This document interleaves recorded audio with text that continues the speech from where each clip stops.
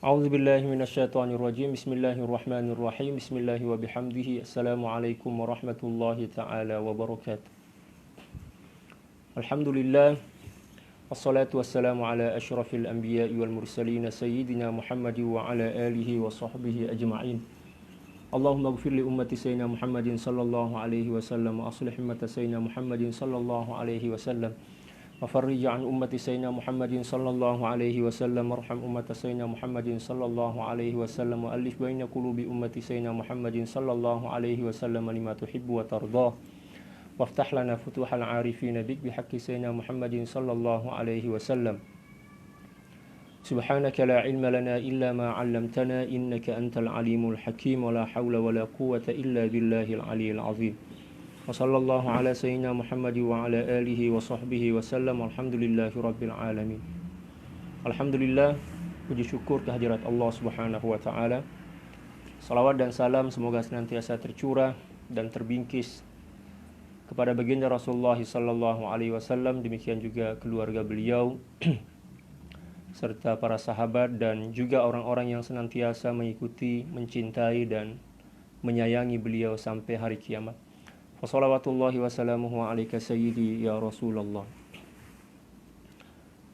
Para sahabat sekalian, alhamdulillah kita kembali berjumpa dalam kajian tafsir kita.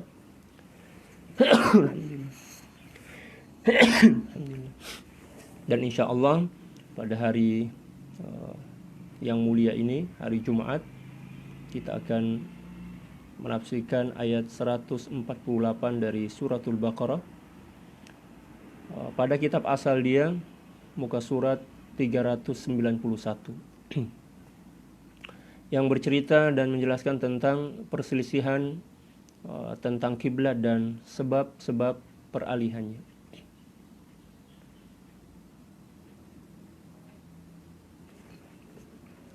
A'udzu billahi minasyaitonir rajim. Bismillahirrahmanirrahim. Walikulli ummatin huwa muwalliha walikulli wijhatun walikulli wijhatun huwa muwalliha. Dan bagi setiap umat ada arah kiblat yang masing-masing menujunya. Jadi setiap umat itu mempunyai kiblat. Ya, kiblatnya Nabi Ibrahim ya Ka'bah. Kiblatnya Nabi Musa ya adalah Baitul Maqdis. Adapun kiblatnya orang-orang Nasrani menurut sebagian riwayat mengarah ke masyriq, mengarah ke timur. Walikulli wijhatun huwa muwalliha. Dan bagi setiap umat mempunyai kiblat tempat mereka mengarah kepadanya. Fastabiqul khairat. Oleh karena itu berlomba-lombalah ya, mengerjakan kebaikan. Ayat ini menjelaskan kepada kita bahwa yang menjadi pusat penilaian Allah Subhanahu wa taala dari suatu ibadah itu bukan arahnya, bukan kepada apa kita menghadapkan zahir kita, menghadapkan wajah kita. Akan tetapi yang menjadi penilaian Allah Subhanahu wa taala untuk siapa kita melakukannya. Oleh karena itu dalam ayat yang lain Allah Subhanahu wa taala berfirman, "Laisal birra an tuwallu wujuhakum qibala al-masyriqi wal maghribi walakinnal birra man amana billahi wal yawmil akhir wal malaikati wal kitabi wan nabiyyin wa atal mala ala hubbihi dzawil qurba wal yatama wal masakin." Ayat ini menjelaskan bahwa sungguhnya kesempurnaan atau hakikat kebaikan itu bukan terletak pada arah wajah kita saat melakukan ibadah itu. Walaupun memang kita diperintahkan untuk mengarahkan wajah sesuai dengan apa yang menjadi ketetapan Allah Subhanahu wa taala. Akan tetapi tujuannya bukan itu. Ya, tujuannya bukan itu. Tujuannya adalah ya, kepada siapa atau untuk siapa kita melakukan suatu amal. Ya. Ada seorang mungkin ya menghadap kiblat salatnya tapi tujuannya untuk riya, ya enggak dapat apa-apa juga. Tapi bagaimanapun juga kita wajib untuk mengikuti perintah Allah Subhanahu wa taala menghadap kiblat, akan tetapi hakikat dari perintah itu bukan menghadap kiblatnya, ya, melainkan ketundukan kita kepada perintah Allah Subhanahu wa taala dan untuk siapa kita beramal. Oleh karena itu Allah Subhanahu wa taala meneruskan atau melanjutkan ayat tadi, walikulli wijhatun huwa muwalliha fastabiqul khairat. Maka berlomba-lombalah kalian untuk melakukan kebaikan, dan kebaikan itu sifatnya luas. Segala sesuatu yang bisa atau boleh mendekatkan diri kita kepada Allah Subhanahu wa taala dan manfaatnya boleh dinikmati oleh siapapun, maka itu juga dianggap sebagai kebaikan. Contoh misalnya, kita tersenyum misalnya. Senyum merupakan kebiasaan manusia. Pada umumnya, lumrah semua manusia senyum. Walaupun terkadang ya ada juga yang senyumnya agak sinis, ada juga yang senyumnya terpaksa, ada juga yang senyumnya senyum terus. Jadi intinya senyum itu walaupun merupakan kebiasaan manusia, akan tetapi di sisi Allah Subhanahu wa taala itu bisa menjadi sesuatu yang bernilai ibadah kepada Allah Subhanahu wa taala, bukan karena senyumnya tetapi karena niatnya. Karena niatnya. Tujuannya apa, untuk siapa kita tersenyum? Ya. Jadi yang menjadi pusat perhatian dan penilaian Allah Subhanahu wa taala adalah lintasan niat dan tujuan dari amal perbuatan tersebut. Fastabiqul khairat, maka berlomba-lombalah ya, melakukan kebaikan, sekecil apapun kebaikan itu. Jangan kita remehkan kebaikan yang sedikit atau yang kecil. Karena boleh jadi kebaikan yang kecil itulah yang akan menyelamatkan kita di dunia dan di akhirat, dan juga akan membingkiskan senyum kebahagiaan kepada kita. Wala tahqiranna minal ma'rufi syai'an, kata baginda Rasulullah SAW. Jangan sekali-kali kalian meremehkan atau menganggap enteng, meremeh-temehkanlah kalau dalam bahasa Melayu, suatu ibadah, suatu ketaatan walaupun sekecil apapun jua. Jangan kita remehkan. Dan kebalikannya, ya, jangan juga merasa bangga walaupun amal ibadah kita banyak. Jadi intinya adalah kemampuan kita untuk menjaga hati dari hal-hal atau perkara-perkara yang boleh merosakkan atau merusakkan amal ibadah kita. Yang terutama adalah niat, pasang niat dulu. Setelah itu cara pelaksanaannya pun juga harus sesuai dengan aturan syariat. Ada dua yang perlu kita perhatikan. Yang pertama adalah ikhlasun niyah fil ibadah, niatnya ikhlas karena Allah Subhanahu wa taala. Dan yang kedua adalah ittiba'ur rasul fil amal, mengikuti tata cara dan contoh yang telah diajarkan oleh baginda Rasulullah SAW. Apabila dua komponen ini ada pada setiap amal kita, insya Allah ya, harapan untuk diterima dan dibalas oleh Allah Subhanahu wa taala dengan balasan yang setimpal itu ya, besarlah seperti itu. Jangan tunggu mampu dulu untuk melakukan kebaikan. Walaupun kita tidak mampu untuk melakukan kebaikan, tapi kita usaha saja. Kita berusaha. Jangan karena kita tidak mampu lalu kita tidak mencoba untuk melakukannya. Lakukanlah semampu kita, ya, walaupun tidak sempurna, karena melakukan sesuatu tanpa kesempurnaan itu lebih baik dibandingkan tidak melakukannya sama sekali. Kata para ulama dalam qawaidul fiqhiyah, ma la yudraku kulluhu la yutraku kulluhu. Sesuatu yang tidak bisa dilakukan dan digapai secara sempurna, maka jangan sampai kita tinggalkan seluruhnya. Ambil sesuai dengan kemampuan kita. Ambil peran kita. Ya, ambil peran kita. Walaupun sekecil sawi lah, biji sawi lah, seperti itu. Dalam setiap atau semua medan perjuangan. Dalam dakwah, dalam pendidikan, dalam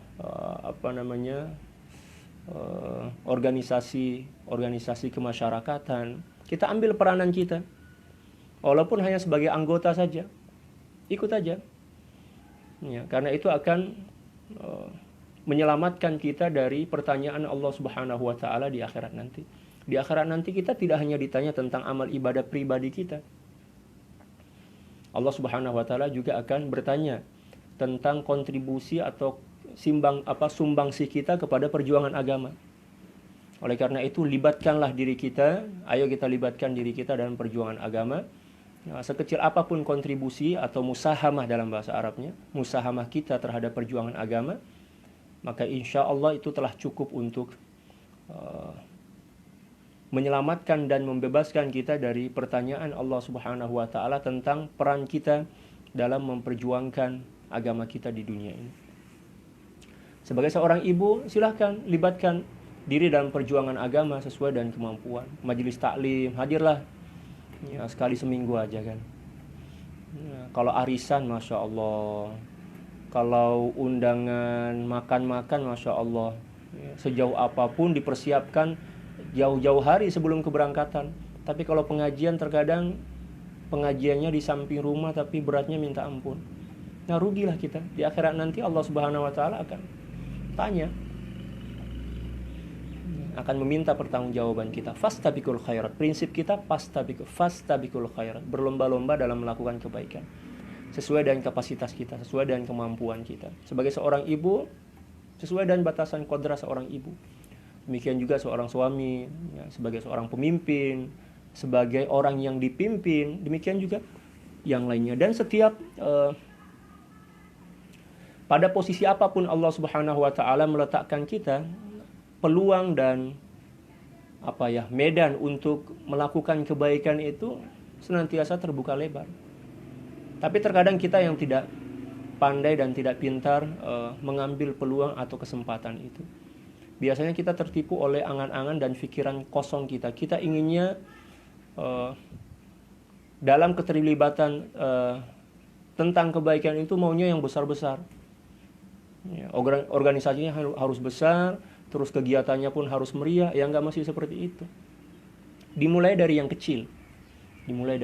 Lingkungan keluarga kita, lingkungan rukun tetangga kita, RT, RW kita, istilah kita kan, rukun warga kita.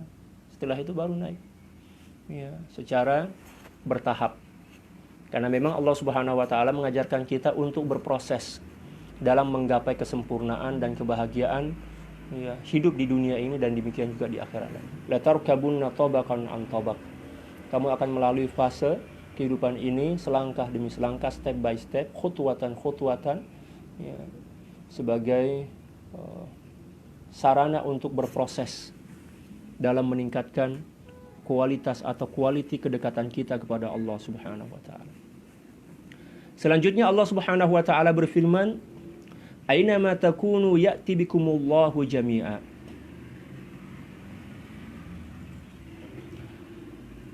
Oleh karena itu, di mana saja kamu berada, maka Allah Subhanahu wa taala tetap akan membawa kamu semua, ya, atau maksudnya menghimpun kalian semua di hari kiamat nanti untuk dibalas, untuk mendapatkan balasan. Kemanapun kita berlari, maka pada akhirnya kita akan kembali kepada Allah juga melalui proses kematian. Dan di akhirat nanti Allah Subhanahu wa taala akan mengumpulkan kita semua. Fa ainama takunu ya'ti bikumullahu jami'an. Kemanapun kamu, dimanapun kamu berada, dalam keadaan apapun kamu, maka Allah Subhanahu wa taala akan mengembalikan kalian semua kepadanya dan meminta pertanggungjawaban. Kehidupan kita ini adalah kehidupan yang sedang mengumpul-ngumpul pertanyaan yang akan kita pertanggungjawabkan di hadapan Allah Subhanahu wa taala. In khairan fa khairun wa in syarran fa syarr. Apabila yang kita kumpulkan adalah kebaikan, maka ya, bahagialah kita. Kita akan mendapatkan balasan kebaikan di akhirat nanti. Dan apabila yang kita sedang tanam saat ini di dunia keburukan, maka pasti yang kita tuai atau yang kita panen nanti adalah keburukan. Na'udzubillah. Jadi kehidupan dunia ini adalah pilihan kita. Mau menjadi orang baik, ya monggo silahkan, balasannya baik. Menjadi orang yang buruk, silahkan, balasannya buruk. Simpel saja, kehidupan ini simpel. Tapi terkadang sesuatu yang simpel, yang mudah, kita yang mempersulit dan menyusahkannya. Fa ainama takunu ya'ti bikumullahu jami'a innallaha ala kulli syai'in qadir. Dan sesungguhnya Allah Subhanahu wa taala Maha berkuasa atas segala sesuatu. Allah Subhanahu wa taala Maha kuasa, Maha mampu untuk melakukan apapun yang dikehendakinya tanpa perlu dan tanpa butuh kepada bantuan dan pertolongan makhluknya. Seolah-olah ayat ini memotivasi kita untuk senantiasa berusaha melakukan kebaikan yang dimulai dengan niat, walaupun dimulai dengan niat. Berniat aja dulu. Ya Allah, hari ini saya mau melakukan kebaikan jenis ini, itu, ini bla bla bla macam itu. Seperti itu. Ya. Adapun perwujudannya nanti ya tergantung kemampuan kita. Oleh sebab itu di ujung ayat ini Allah Subhanahu wa taala berfirman, "Innallaha ala kulli syai'in qadir." Sesungguhnya Allah Subhanahu wa taala Maha Kuasa, Maha berkuasa atas segala sesuatu. Seolah-olah ayat ini mengajarkan kepada kita untuk menumbuhkan benih-benih harapan dalam hati kita dalam menggapai kebaikan. Yang dimulai dengan niat. Niat aja dulu. Karena Allah Subhanahu wa taala Maha Kuasa untuk memberikan kekuatan dan kemampuan kepada seorang hamba untuk melakukan suatu kebaikan walaupun pada zahirnya ya dia tidak mampu. Yang penting kita niatkan aja dulu.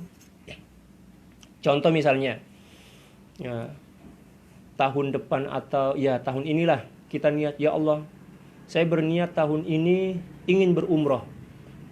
Tapi kelihatan pada kenyataannya ya gaji kita enggak, untuk makan aja cukup-cukupan aja, begitu kan?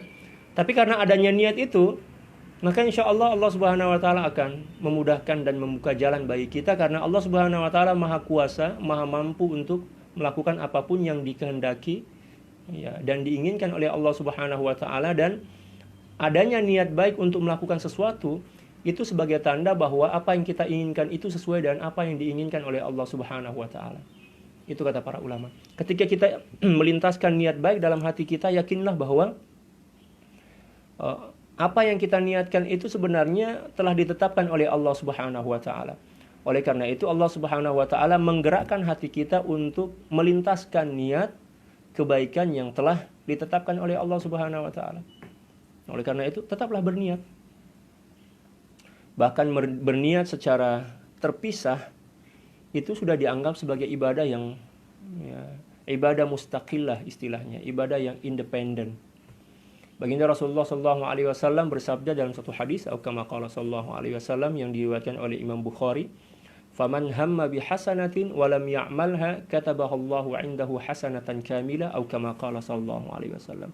Barang siapa yang berniat untuk melakukan suatu kebaikan walaupun dia tidak mampu untuk mewujudkannya dalam bentuk nyata, dalam bentuk amal, yang penting dia telah berniat dan telah berusaha untuk mewujudkannya, akan tapi ternyata Allah Subhanahu wa taala belum memberikan kesempatan kepadanya untuk mewujudkannya ya, dengan wujud yang sesuai dengan niat, maka di sisi Allah Subhanahu wa taala telah dicatat sebagai amal yang sempurna.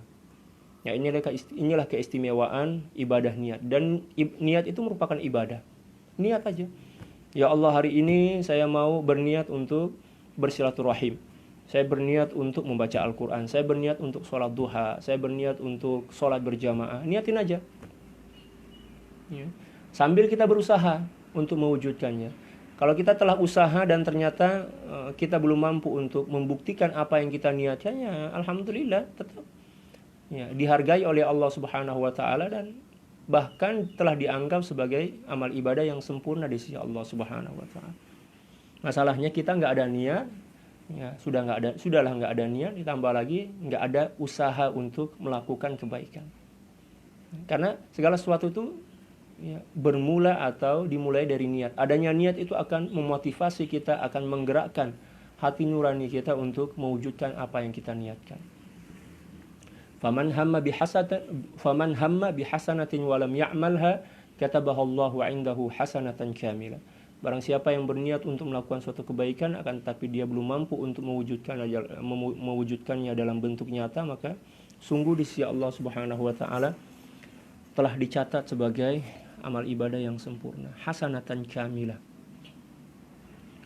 Selanjutnya Allah Subhanahu wa taala berfirman, "Wa min haitsu kharajta fawalli wajhaka syatral masjidil haram." Dan dari mana saja kamu keluar untuk mengerjakan salat, ya, maka hadapkanlah wajahmu ke arah Masjidil Haram, ke arah Ka'bah, dimanapun kita berada.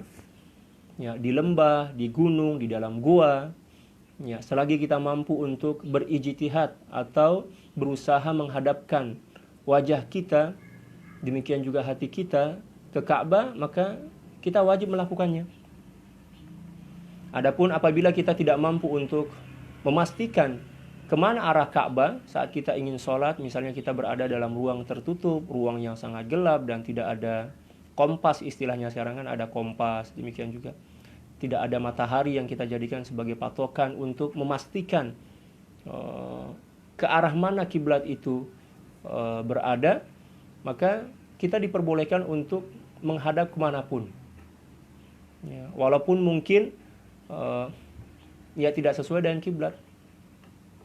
Kita kira-kira aja lah, kayaknya kiblat ke sini, dan ternyata salah, ya nggak apa-apa, karena memang kita telah berusaha. Ya. Fa aina ma tuwallu fa thamma wajhullah. Disitulah berlakunya ayat ini.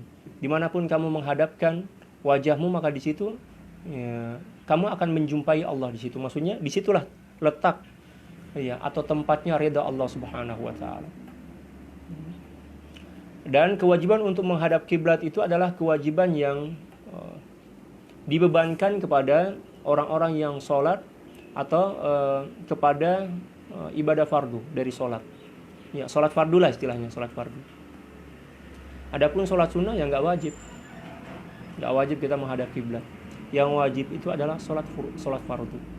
Ya, tapi kesempurnaan pada sholat sunnah itu akan semakin kita peroleh dan semakin nampak apabila kita menghadap kiblat. Ya, seperti itu. Wa min haitsu kharajta fawalli wajhaka syatral masjidil haram. Dan dari mana saja engkau keluar untuk mengerjakan sholat, maka hadapkanlah wajahmu ke arah Masjidil Haram. Seperti yang saya jelaskan, yang dimaksud dengan Masjidil Haram adalah Ka'bahnya. Ya, karena Ka'bah itu berada di tengah. Kalau dalam istilah balago seperti mana yang telah saya jelaskan, min zikril mahal wa iradatil hal. Yang disebut adalah tempatnya, tetapi yang dimaksud adalah sesuatu yang bertempat di situ. Contoh misalnya kan, famsahu biru'usikum, maka usaplah kepalamu.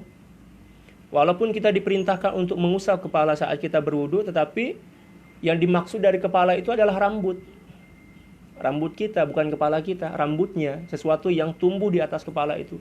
Min zikril ya mahal wa iradatil hal. Yang disebut adalah tempatnya, yaitu kepala, tempat tumbuhnya rambut, akan tetapi yang dimaksud adalah rambutnya.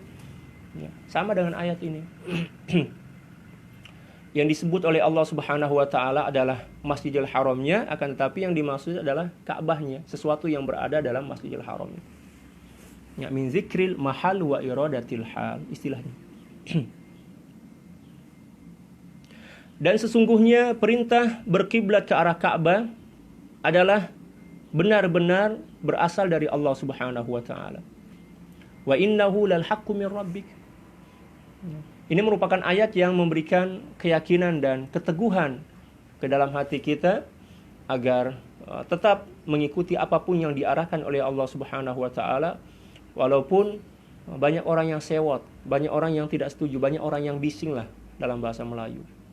Dan itu terjadi di zaman baginda Rasulullah SAW. Saat beliau mengalihkan beralih dari Baitul Maqdis ke arah Ka'bah, banyak orang yang komplain. Tapi Allah Subhanahu wa taala memberikan satu penetapan, ya, wa innahu lal haqqu min rabbik. Apapun kata mereka, apapun hinaan mereka, bagaimanapun komentar mereka, tetaplah mengarah kepada apa yang Allah Subhanahu wa taala perintahkan, karena arahan itu merupakan arahan yang benar, bersumber dari Allah Subhanahu wa taala. Wa mallahu bighafilin amma ta'malun, dan Allah Subhanahu wa taala tidak akan pernah sekali-kali lalai terhadap apapun yang kalian lakukan. Maksudnya Allah Subhanahu wa taala akan menghargai, akan menilai, demikian juga akan membalasnya. Bahkan saat para sahabat mampu bersabar untuk tetap istiqomah dalam perintah Allah Subhanahu wa taala terkait pengalihan kiblat, dan hinaan, cacian, makian, komentar-komentar miring dari orang-orang musyrik, orang-orang Yahudi, demikian juga orang-orang Nasrani itu senantiasa menghujam, dan mereka mampu bersabar, maka ya kalau kita mau hitung-hitung pahala, ya pahalanya semakin berlipat ganda. Makanya Allah Subhanahu wa taala mengakhiri ayat ini dan mengatakan, "Wa mallahu bighafilin amma ta'malun." Allah Subhanahu wa taala sekali-kali tidak akan pernah lalai terhadap apapun yang kamu lakukan. Maksudnya, Allah Subhanahu wa taala akan melipat gandakan kebaikan kalian karena telah mampu bersabar mengikuti perintah walaupun banyak cobaan dan cabarannya. Hinaan, cacian, makian, komentar-komentar miring, demikian juga yang lain. Dan itu sesuai dengan kaedah fiqih, kata para ulama, al-ajru ala qadril masyaqqah. Balasan kebaikan, demikian juga pahala dari Allah Subhanahu wa taala itu disesuaikan dengan tingkat kesulitan atau tingkat kesusahan saat kita melakukan ibadah itu. Kalau ada orang yang mampu melakukan suatu ibadah tanpa perlu berjuang atau mujahadah dengan mujahadah yang berat, maka dia mendapatkan pahala dan kebaikan sesuai dengan kualitas ujian yang datang menimpa pada dirinya. Tetapi apabila ujiannya berat, cobaannya dahsyat dan dia mampu bersabar, maka pahalanya pun berlipat ganda. Ya, ajruki ala qadri masyaqqatik, kata baginda Rasulullah sallallahu alaihi wasallam kepada Sittina Aisyah radhiyallahu taala anha. Wahai istriku, kata baginda Rasulullah, pahalamu tergantung nilai kesukaran yang kamu hadapi saat melakukannya. Nah, dengan memahami hadis dan kaidah usul fikih ini, kaidah fikih ini sebenarnya saat kita sedang memperjuangkan nilai-nilai kebaikan dan cobaan serta tantangannya semakin berat, maka seharusnya sepatutnya kita pun semakin bersemangat. Karena itu sebagai tanda bahwa apa yang telah dipersiapkan atau telah disediakan oleh Allah Subhanahu wa taala menyambut keberhasilan perjuangan yang sedang kita lakoni itu besar.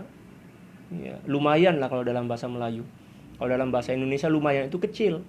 Kalau dalam bahasa Melayu lumayan itu besar. Ya, ganjarannya besar.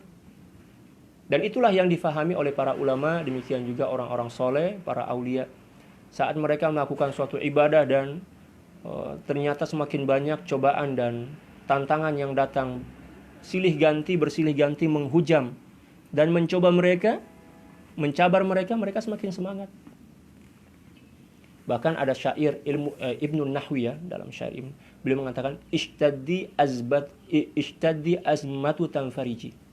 Wahai musibah, wahai cabaran, dugaan, mai sini, datanglah semuanya kemana? Datang, jumpai saya. Ya, tanfariji, karena setelah kamu datang mencoba saya, datang menguji saya, setelah itu kebahagiaan akan datang. Semuanya akan selesai, solusi akan datang. Seperti itu. Bukan seperti kita. Belum kita melalui suatu tahapan, kita sudah kecut duluan. Ciut duluan lah oleh bayangan-bayangan tantangan, bayangan-bayangan rintangan yang walaupun apa yang kita bayangkan itu terkadang tidak terjadi, tidak sesuai dengan apa yang kita bayangkan. Banyak di antara kita yang kalah sebelum berperang, jatuh sebelum berjuang, dikalahkan oleh apa? Sangkaan-sangkaan, waham. Dihantui oleh pikiran-pikiran yang sebenarnya tidak sepantasnya dan tidak sepatutnya pikiran-pikiran seperti itu menjegal kita atau menghambat perjalanan kita menuju kepada kebaikan. Jangan pikirkan resikonya, pikirkanlah apa yang telah dijanjikan oleh Allah Subhanahu wa taala pada ibadah yang sedang kita usahakan itu. Tapi kalau kita fokus kepada resiko, fokus kepada dampak-dampak negatif kemungkinan akan terjadi apabila kita mengambil keputusan seperti itu, senantiasa bermain dalam pikiran kita, pada akhirnya kita tidak akan pernah menjadi orang yang sukses. Prinsip kita, lakukanlah kebaikan apabila kita yakin itu adalah kebaikan berdasarkan nilai-nilai agama, dan tawakkallah kepada Allah Subhanahu wa taala. Lakukanlah dengan cara yang baik, dengan cara yang beradab, insyaallah Allah Subhanahu wa taala akan memudahkan, Allah Subhanahu wa taala akan menggandeng tangan kita, Allah Subhanahu wa taala akan mengarahkan jiwa dan raga kita untuk sampai kepada apa yang menjadi keinginan kita dalam melakukan kebaikan tersebut. Allah Subhanahu wa taala berfirman, "Fa iza azamta fatawakkal 'ala Allah." Apabila kamu telah mempunyai kehendak untuk melakukan kebaikan, maka lakukanlah dan berserah dirilah kepada Allah Subhanahu wa taala. Terutama dalam perjuangan agama, sebagai seorang guru, sebagai seorang ustadz, sebagai seorang dosen misalnya, ya lakukanlah ya, sesuatu sesuai dengan nilai-nilai syariat dan sesuai dengan keahlian kita, kepakaran kita, dan yakinilah bahwa itu merupakan ibadah yang sangat luhur di sisi Allah Subhanahu wa taala. Ya, tentunya apabila kita sertai dengan niat yang suci, niat yang ikhlas karena Allah Subhanahu wa taala dan tidak menabrak atau melanggar aturan-aturan syariat. Dan jangan takut resiko. Ya. Jangan takut resiko. Jalani aja. Tawakal kepada Allah. Karena kebersandaran hati kita kepada Allah Subhanahu wa taala itu akan mengurai ya seluruh kekusutan yang ya, mungkin sebelumnya menghantui pikiran kita. Jalanin aja. Bismillahirrahmanirrahim. Ya, siru ala barakatillah kata orang Arab. Ya. Berjalanlah dengan memohon keberkahan dari Allah Subhanahu wa taala. Jangan kecut, jangan ciut. Kayak putri malu kan. Ya, ada istilahnya di Indonesia, mungkin tak tahulah apa nama bahasa Melayu dia. Ada satu rumput, jenis rumput tuh, bila mana disentuh sikit aja, terus dia mengkerut, menutup diri. Kalau dalam bahasa Indonesia dia bunga putri malu. Jangan seperti itu. Disentuh sedikit langsung mengkerut, jangan. Jadilah seperti karang. Ya. Kekokohannya tidak berkurang dan tidak pupus ya, oleh tamparan, oleh tendangan, oleh gamparan ombak yang ya, datang bertubi-tubi. Jangan kecut. Jangan melempem kayak kerupuk, kena angin dikit sudah melempem, jangan. Justru semakin banyak cobaan dan ujian, itulah sebenarnya kita harus semakin semangat karena ya, ada janji Allah Subhanahu wa taala di balik musibah itu. Akan semakin dilipat gandakan kebaikan pahalanya, demikian juga nilainya di sisi Allah Subhanahu wa taala. Jangan malah menyebabkan kita hilang semangat, patah semangat. Lanjutkan. Dan tidak ada satupun perjuangan agama yang tidak bersemuka atau tidak berhadapan dengan musibah. Sebutkan aja satulah kalau ada. Nggak ada. Ya. Karena kaedahnya seperti ini, rumusnya seperti ini. Di mana ada kebaikan, di situ akan ada keburukan sebagai sebagai penyaing, sebagai saingan. Di mana ada kebaikan, pasti keburukan akan senantiasa datang, membayang-bayangi untuk menghancurkan kebaikan itu. Akan tetapi kebaikan tidak akan pernah dihancurkan, ya, kecuali ya, kepada atau bagi orang-orang yang tidak mempunyai semangat dan himmah yang kuat. Allah Subhanahu wa taala berfirman, "Wa qul ja'al haqq wa zahaqal batil innal batila kana zahuqa." Katakanlah kebenaran telah datang, ya, wa zahaqal batil, dan kebatilan akan hancur, karena sungguhnya kebatilan itu akan hancur oleh kebaikan, kebenaran. Perjuangkanlah kebenaran dengan resiko apapun. Jangan gara-gara masalah sedikit aja udah mikir, wah kalau begini terus bisa stres saya. Lah, sampean ya, ingin mengambil peran dalam perjuangan agama ya memang seperti itu. Ya. Kalau nggak mau seperti itu ya ke laut aja, ditenggelamkan oleh Ibu Susi. Ya, ke laut aja. Dalam berjuang agama kita harus ada semangat, mujahadah, himmah aliyah kata orang Arab. Ya, semangat yang tinggi. Ya. Ada percekcokan misalnya dalam organisasi yang sedang kita masuki, ya biasa lah. Ya, kita aja bersaudara ya, selalu cekcok. Cekcok itu maksudnya begaduh. Para jamaah Malaysia mungkin tidak terlalu paham istilah cekcok. Cekcok maksudnya bising, begaduh. Biasalah. Suami istri begaduh itu biasalah. Ya. Demikian juga saat kita terjun dalam dunia dakwah, kita terlibat dengan organisasi-organisasi dakwah, ya, organisasi pendidikan ya biasa. Tidak sependapat dan orang lain itu biasa. Jangan karena kita tidak sependapat dan orang lain dan pendapat kita tidak dipedulikan oleh orang lain menyebabkan kita berpikir, aduh, kayaknya bukan di sini bukan tempat saya. Saya mau cari tempat yang lain lah. Sampean mau cari tempat ke ujung dunia tetap akan berhadapan dengan masalah-masalah seperti itu. Karena itu adalah bumbu-bumbu perjuangan. Bumbu dialah pembuat.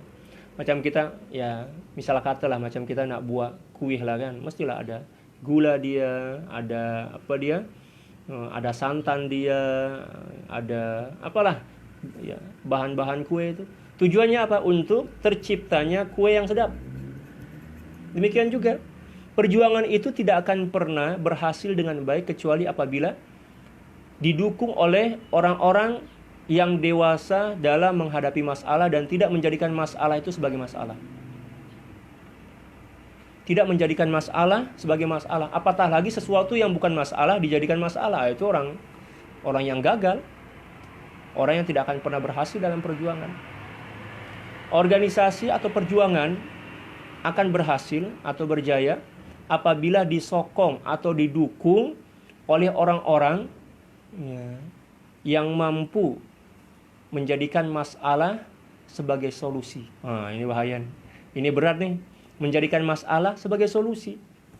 Kita kan biasanya menjadikan sesuatu yang bukan masalah menjadi masalah. Tetapi orang yang hebat adalah seseorang yang menjadikan masalah itu sebagai solusi. Solusi apa? Solusi pendewasaan, peremajaan kita, kematangan kita, seperti itu. Kalau masalah dijadikan sebagai dikit-dikit kepala pening, sikit-sikit pening kepala, macam nak pengsan misalkan, alah, apalah tu. Nak berjuang agama tak boleh macam tu. Kita kena semangat. Apapun cabaran dia, apapun dugaan dia, semangat. Jadikan cabaran dan dugaan itu sebagai solusi. Jadikan sebagai anak tangga menuju kepada kesuksesan dan keberjayaan. Ya. Dan itulah yang diajarkan oleh Al-Quran. Prinsip-prinsip seperti itulah yang diwariskan oleh baginda Rasulullah SAW kepada para sahabat saat mengambil peranan sebagai para pejuang agama. Kita lihat, Masya Allah, perjuangan para sahabat luar biasa. Lapar, haus, dihina, dicaci, dibunuh, disakiti, dihalau atau diusir. Apakah mereka berhenti dalam memperjuangkan agama? Oh tidak. Mereka malah semakin semangat karena mereka yakin bahwa apa yang mereka perjuangkan itu adalah kebenaran yang hakiki. Karena kebenaran yang hakiki yang sedang kita perjuangkan semakin dekat pada tujuan akan semakin banyak cobaannya. Semakin meningkat keimanan kita, maka musibah dan cobaan dalam hidup itu akan semakin meningkat. Allah Subhanahu wa taala berfirman dalam suratul Ankabut, ahasiban nasu ayyutraku ayyaqulu amanna wa hum la yuftanun. Apakah para manusia menyangka bahwa setelah mereka mengaku beriman kepada Allah Subhanahu wa taala mereka tidak akan mendapatkan ujian dan cobaan? Ujian dan cobaan itu akan silih berganti datang menghampiri kita, menyapa kita seiring dengan semakin meningkatnya nilai dan kualitas keimanan kita kepada Allah Subhanahu. Semakin bertambah iman kita, semakin mantap keyakinan kita kepada Allah Subhanahu wa taala, maka ujian-ujian akan semakin datang silih berganti. Dan apabila tidak ada ujian dalam hidup kita, maka takutlah, risaulah. Karena biasanya sesuatu yang tidak diuji itu adalah sesuatu yang tidak berkualitas. Sesuatu yang tidak berkualitas. Sesuatu yang tidak berkualitas tidak perlu diuji. Hanya perkara atau benda-benda yang berkualitas yang perlu diuji. Tingkat kualitas dia mana? Pada tahap apa? Adapun yang tak berkualitas tak perlu diuji lah, tak perlu dicabar lah, buang tepi. Tenggelamkan di laut aja lah, seperti itu. Jadi semangat itulah yang perlu senantiasa berkobar dan menyala dalam jiwa kita dalam memperjuangkan agama kita. Demikian juga dalam memperjuangkan rumah tangga kita. Jangan dikit-dikit ada masalah, minta ampun. Curhat di Facebook. Curhat ke Allah lah, minta kepada Allah. Dan sebenarnya nggak perlu curhat. Ya, nggak perlu berkeluh kesah. Ngapain kita mengadukan sesuatu yang menjadi ketetapan Allah Subhanahu wa taala. Kita mengadukan sesuatu yang menjadi ketetapan Allah Subhanahu wa taala kepada makhluk berarti kita sedang menghina Allah. Kita sedang menghina Allah. Nauzubillah. Itu kata para ulama, bukan kata saya. Nanti bisa baca dalam kitab Hikam Ibnu Athaillah Sakandari radhiyallahu taala. Demikian juga kitab-kitab yang lain. Apabila kita mengadu kepada orang, kepada makhluk tentang apa yang menjadi ketetapan Allah Subhanahu wa taala, berarti kita sedang mengadukan Allah kepada makhluknya. Dan itu merupakan penghinaan.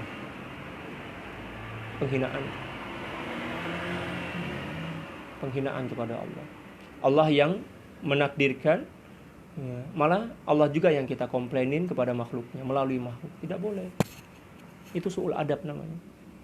Dan apabila itu senantiasa kita lakukan dalam kehidupan kita, maka peningkatan kualitas keimanan dan kerohanian kita tidak akan meningkat, bahkan mungkin akan merosot, jatuh dan keluar. Nauzubillah.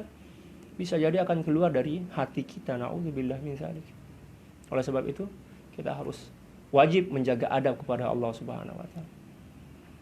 Kalau seandainya beban itu terlampau berat misalnya, mengadulah kepada Allah, tetapi yang kita adukan bukan tentang takdir yang sedang berlaku atau sedang terjadi pada diri kita.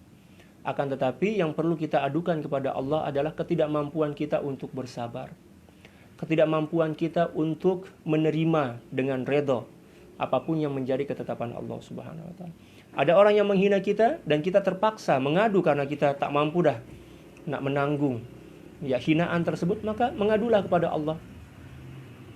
Tetapi yang kita adukan bukan hinaan orang kepada diri kita, bukan hinaan tersebut, melainkan ketidakmampuan kita untuk bersabar dan redha untuk menghadapi musibah itu. Itu yang kita adukan kepada Allah Subhanahu wa taala. Itulah adab adab Islam yang telah diwariskan oleh baginda Rasulullah SAW, yang di akhir zaman ini sudah jarang lah kita lihat orang yang melakukannya. Bahkan sekarang yang banyak itu kebalikannya. Ada masalah sedikit, Facebook, buat status. Oh, lagi bete. Oh, nggak ada duit. Oh, kepalaku pusing. Oh, ini. Ya Allah. Dalam keadaan tidak sadar, kita sedang mengadukan Allah Subhanahu wa taala kepada makhluknya.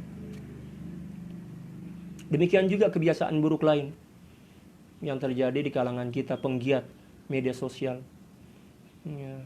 Mau makan, ambil gambar. Tangkap gambar kalau dalam bahasa Indonesia.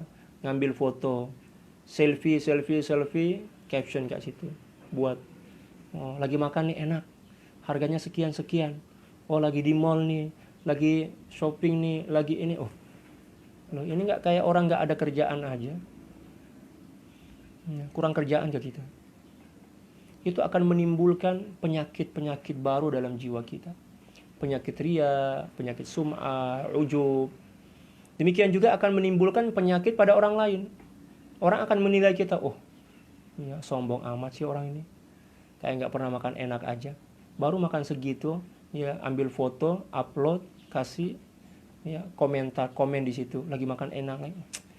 Mempermalukan diri kita sendiri. Yang perlu kita share, yang perlu kita posting di Facebook kita itu tentang nasihat-nasihat kesabaran, nasihat-nasihat ketakwaan. Demikian juga nasihat untuk saling menyemangati, melakukan kebaikan seperti itu. Jangan hanya keluh kesah aja. Allah, saya terkadang kepala saya ini kayak mau pecah lah lihat status-status para sahabat itu. Aduh, lagi bete nih. Terus statusnya, apakah tidak cukup? Hinaan yang kemarin itu sekarang nambah lagi. Ini kan lucu sekali. Dan itu sangat bertentangan dengan nilai-nilai tauhid kepada Allah Subhanahu. Yakinlah bahwa Allah Subhanahu wa taala tidaklah menetapkan sesuatu kecuali sesuatu itu diciptakan oleh Allah Subhanahu wa taala sebagai jembatan qantarah, jembatan untuk mendapatkan nilai-nilai kebaikan di sisi Allah Subhanahu wa taala. Ya. Sama ada atau baik jembatan itu merupakan sesuatu yang kita senangi ataupun sesuatu yang kita tidak senangi. Jadikan sebagai jembatan qantarah ilallah, menuju kepada Allah Subhanahu wa taala. Jangan malah kita jadikan sebagai penghalang dan dinding pemisah.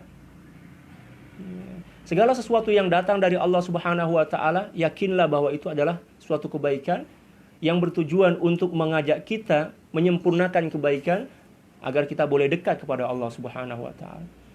Ya, boleh wusul ilallah, sampai kepada Allah, maksudnya dekat, mencintai Allah, ya, semakin bertakwa kepada Allah. Nilai-nilai itulah yang dibawa oleh ujian dan cobaan dalam hidup kita. Contoh seperti ini kan musim durian sekarang kan, di Malaysia lah, musim durian. Pernahkah kita melihat durian itu dari sisi luarnya? Nggak pernah kan? Coba kita lihat. Pernahkah kita menilai durian itu dari sisi luarnya? Tidak. Kita menilai durian itu dari sisi dalamnya, isinya. Walaupun luarnya berduri, tapi kita tidak peduli dengan durinya kan?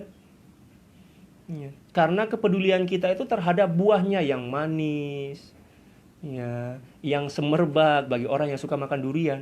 Tapi alhamdulillah saya nggak suka makan durian. Ya, hematlah, jimat kehidupan. Ya. Demikian juga dalam menghadapi musibah. Yang kita lihat jangan melulu kulitnya, tapi lihatlah hikmah, lihatlah rahasia, lihatlah madat, lihatlah persembahan Allah Subhanahu wa taala dalam musibah itu. Ya. Ketakwaan, semakin dewasa, demikian juga kedekatan diri kepada Allah, seperti durian lah.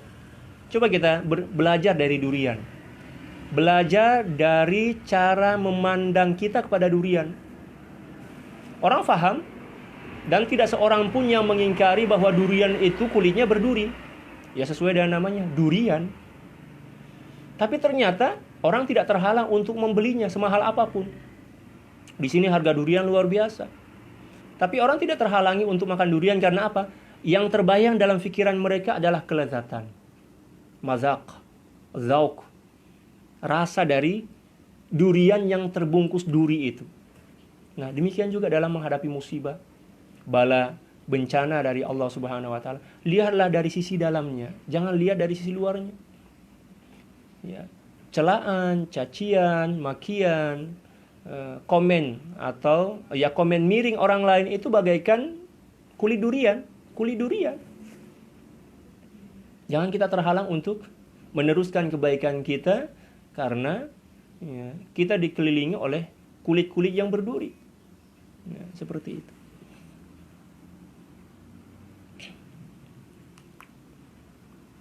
Nah, itulah yang diajarkan oleh Allah Subhanahu wa taala. Ya, cara memandang kita. Ya, cara melihat kita, cara menilai kita itu perlu kita perbetulkan. Perlu kita luruskan. Kita serasikan, kita selaraskan dengan nilai-nilai adab, nilai-nilai tauhid, nilai-nilai mahabbah, nilai-nilai cinta kepada Allah Subhanahu wa taala. Jangan melulu kita menggunakan penilaian jasad kita. Jangan melulu kita menggunakan penilaian akal kita. Jangan melulu kita menggunakan penilaian nafsu kita. Nilailah dengan cahaya keimanan. Nilailah dengan cahaya ketundukan kepada Allah Subhanahu wa taala. Insyaallah semuanya akan terserlah. Terserlah itu maksudnya mengemuka. Semuanya akan kelihatan zahir. Hikmah-hikmah dan rahasia yang Allah Subhanahu wa taala letakkan dan simpan ya, dalam bungkusan musibah, cobaan, demikian juga cabaran dalam kehidupan kita. Nikmatilah. Seperti mana kita menikmati isi dalaman durian. Ini kan. Masya Allah, saya selalu lalu ke kawasan Bangi ini. Ya, ada satu pekeliling kat situ. Ya, dekat lah daripada dalam 800 meter lah. Di situ ada satu kawasan tempat menjual durian. Masya Allah. Ramai orang yang singgah kat situ, parking kereta, beli durian, pilih. Dia tak pernah terfikir tentang duri daripada durian. Yang terbayang dalam otak dia adalah kenikmatan durian tuh. Tak kira lah nak bayar berapapun dia bayar. Siap bayar, setelah dia bayar, ya dia cakap, "Bang, tolong buka." Buka, dia buka, letak ke atas meja tuh, Masya Allah, luar biasa. Lupa dah kepada anak bini dia, lupa kepada kereta dia. Sebab apa? Sedang tenggelam dalam nikmatnya rasa durian. Tidak mampukah kita mencontoh dan melakukan hal yang serupa dengan apa yang dilakukan oleh orang tersebut? Menikmati musibah itu. Menikmati suatu nikmat yang berbungkus musibah. Tidak mampukah kita? Apabila kita belum mampu, maka tangisilah diri kita. Itu sebagai tanda bahwa kita sangat jauh dari Allah. Kita sangat jauh dari apa yang telah diajarkan oleh baginda Rasulullah SAW. Dan itu sebagai tanda bahwa kita sedang dalam keadaan sakit yang begitu kronis, begitu kronik kalau dalam bahasa Melayu. Segera cari hospital, segera cari rumah sakit untuk menyembuhkan penyakit hati itu. Karena apabila kita senantiasa terdera, senantiasa terkungkung, senantiasa tercengkram oleh penyakit itu, maka kehidupan kita akan sengsara sepanjang hidup kita. Na'udzubillah. Summa na'udzubillahi min dzalik. Selanjutnya kata Allah Subhanahu wa taala, "Wa min haitsu kharajta fawalli wajhaka syatral masjidil haram." Dan dari mana saja kamu keluar untuk mengerjakan salat, maka hadapkanlah wajahmu ke arah Masjidil Haram. Awal dari dua ayat ini serupa, sama. Yang pertama, wa min haitsu kharajta fawalli wajhaka syatral Masjidil Harami wa innahu lal haqqu min rabbik wa mallahu bighafilin amma ta'malun. Adapun ayat yang kedua, permulaan ayatnya sama. Wa min haitsu kharajta fawalli wajhaka syatral Masjidil Haram wa haitsu ma kuntum, maka berbeza. Ayat yang pertama ini adalah ayat yang ditujukan kepada orang-orang yang berada di sekitaran Makkah atau di sekitaran Masjidil Haram. Hadapkanlah wajahmu ke Ka'bah apabila kalian sholat. Itu perintah yang pertama. Adapun perintah yang kedua itu ditujukan kepada orang-orang yang berada di luar kawasan Masjidil Haram. Di luar negara Saudi misal. Seperti kita di sini. Demikian juga sahabat-sahabat muslim kita yang ada di kawasan yang lain. Walaupun kita berjauhan, walaupun kita tidak berhadapan dengan Ka'bah, akan tetapi kita diwajibkan untuk menghadapkan wajah kita ke Ka'bah ketika mana kita melakukan sholat. Yang dimaksud di sini adalah sholat fardu. Wa min haitsu kharajta fawalli wajhaka syatral masjidil haram. Wa haitsu ma kuntum fawallu wujuhakum syatrah. Dan di mana saja kamu berada, maka hadapkanlah wajahmu ke arahnya.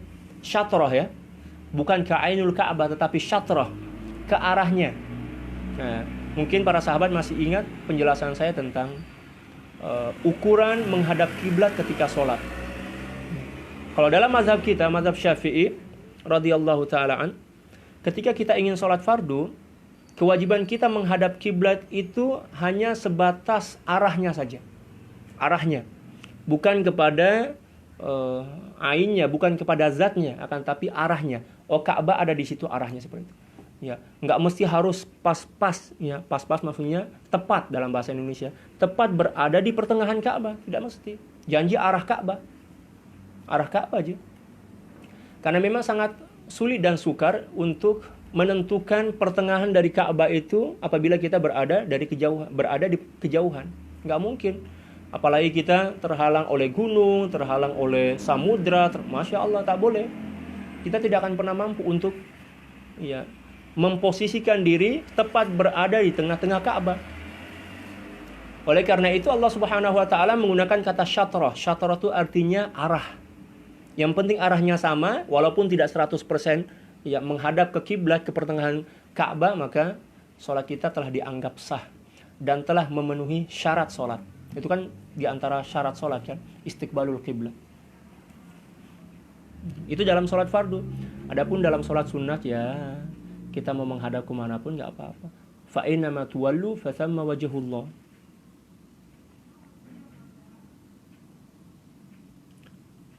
لئلا يكون للناس عليكم حجة إلا الذين ظلموا فلا تخشوهم إلا الذين ظلموا منهم فلا تخشوهم واخشوني ولأتم نعمتي عليكم ولعلكم تهتدون. Tujuannya supaya apa? Supaya tidak ada lagi sebarang alasan bagi orang-orang yang menyalahi kamu dari golongan orang Yahudi, orang Nasrani, kaum musyrikin, orang-orang munafik, kecuali orang-orang zalim ya, di antara mereka. Ada saja yang menjadi alasan bagi mereka. Walaupun kita telah mengemukakan dalil kita bahwa pengalihan kiblat dari Baitul Maqdis ke Al-Ka'batul Musyarrafah ke Ka'batul Musyarrafah merupakan perintah dari Allah Subhanahu wa taala dalam beberapa ayat. Ya, orang-orang munafik, orang musyrik, demikian juga orang-orang Yahudi dan Nasrani tetap komplain. Tetap tidak setuju. Peduli amat sih dengan ketidaksetujuan mereka, biarin aja. Ya. Lana a'maluna walakum a'malukum. Bagi kita amal kita, bagi dia amal dia. Ya. Lakum dinukum waliyadin. Ya, agamaku untukku dan agamamu untukmu. Enggak perlu ikut campur. Tapi mereka ya karena seperti itulah, memang kurang kerjaannya. Enggak ada kerjaannya, terpaksa mereka ngotak-ngatik ya agama orang lain. Dan itu sebagai tanda bahwa mereka itu kurang akal. Bahkan mungkin hilang akal lah, sudah hilang akal. Ya. Boleh nggak kita mencampuri urusan rumah tangga orang lain? Ya nggak boleh. Diuber orang kita, dikejar kita, ya, dipukul orang kita. Demikian juga dalam masalah agama, nggak perlu kita ikut campur agama orang lain, kecuali apabila mereka menghina agama kita. Oh, berarti kita harus ya, membela. Dan apa yang telah terjadi pada baginda Rasulullah SAW bersama para sahabat ketika itu, ya, ketika berlakunya atau terjadinya pengalihan kiblat, itu adalah masalah rumah tangga agama kita. Ngapain mereka sewot? Ya, ngapain mereka ikut campur? Tapi itulah, karena hati mereka hilang cahaya, hati mereka jauh dari hidayah. Demikian juga hati mereka penuh dengan kedengkian, hasad, kesombongan, keangkuhan. Maka ya, sifat-sifat buruk itulah yang mengarahkan mereka untuk melakukan sesuatu yang tidak sepantasnya mereka lakukan. Demikian juga manusia, demikian juga kaum muslimin. Apabila cahaya iman itu redup di dalam jiwa kita, cahaya iman yang ada dalam jiwa kita itu redup, maka akan timbullah kegelapan. Kegelapan akan menyelubungi hati kita, dan kegelapan inilah yang akan memaksa kita untuk memikirkan sesuatu yang tidak perlu kita pikirkan, untuk melakukan sesuatu yang tidak perlu kita lakukan, dan melakukan sesuatu yang bukan merupakan bagian dari tugas kita. Sehingga terjadilah atau berlakulah kesia-siaan, penyia-nyiaan terhadap masa dan waktu dalam kehidupan kita ini. Na'udzubillah. Kita kena bersihkan. Tazkiyatun nafs. Bersihkan jiwa kita daripada sebarang penyakit. Ya, dan virus yang boleh menghancurkan amal ibadah kita, boleh menghancurkan ya, keimanan kita, boleh menghancurkan cinta dan tauhid kita kepada Allah Subhanahu wa taala.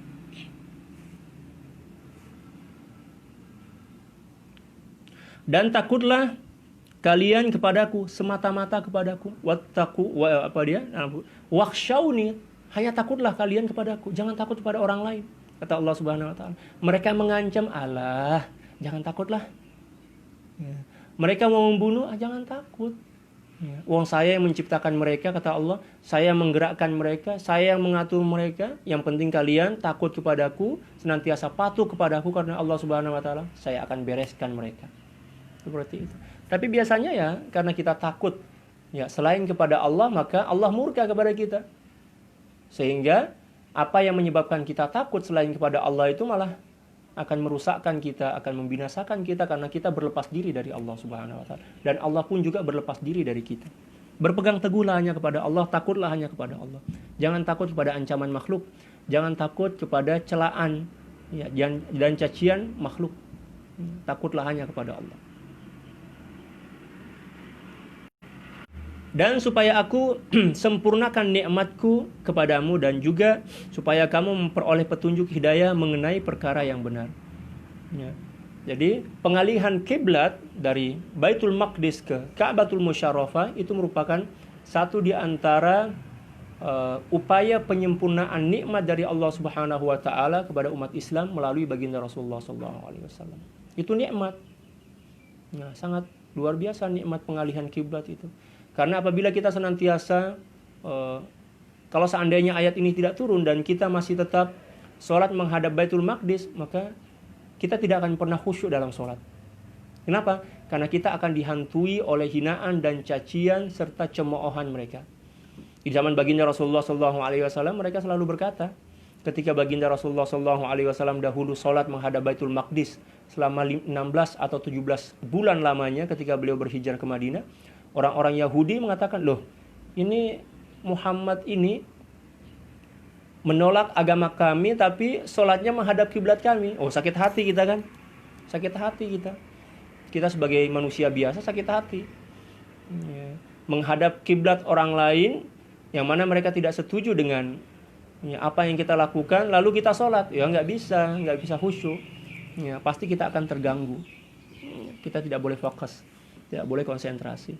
Nah, ketika Allah Subhanahu wa taala menurunkan fawalli wajhaka syatrul masjidil haram, atau ayat yang lain qad nara taqalluba wajhaka fis sama falanwalliyannaka qiblatan tardaha, maka Allah Subhanahu wa taala telah membebaskan kita, menjauhkan kita dari masalah yang cukup besar. Dan ketika para sahabat berkiblat ke arah Ka'bah Musyarrafah, maka tidak ada masalah.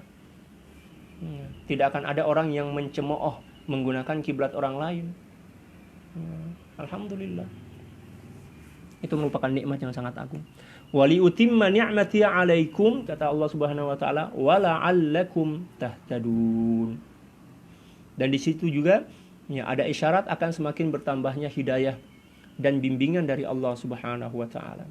Selanjutnya Allah Subhanahu wa taala berfirman, "Kama arsalna fikum rasulan minkum yatlu 'alaikum ayatina wa yuzakkikum wa yu'allimukumul kitaba wal hikmah wa yu'allimukum ma lam takunu ta'lamun."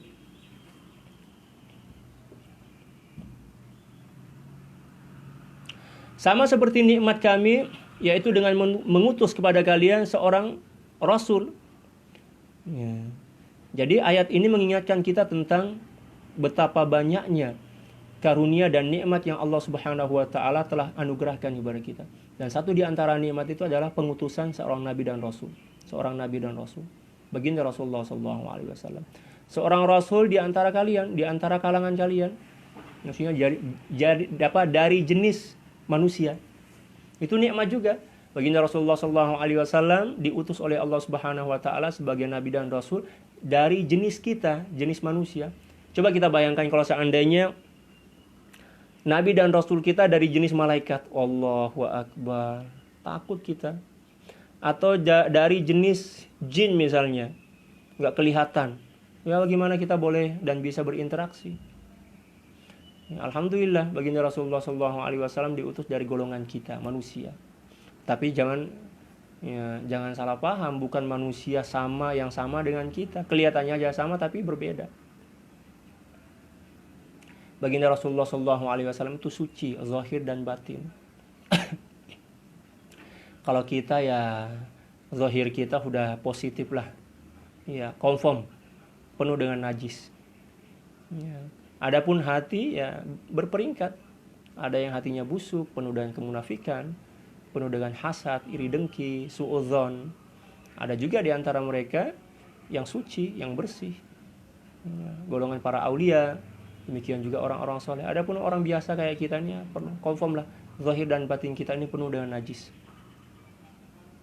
Adapun zahir baginda Rasulullah SAW, apatah lagi hati beliau, suci, bersih, cemerlang.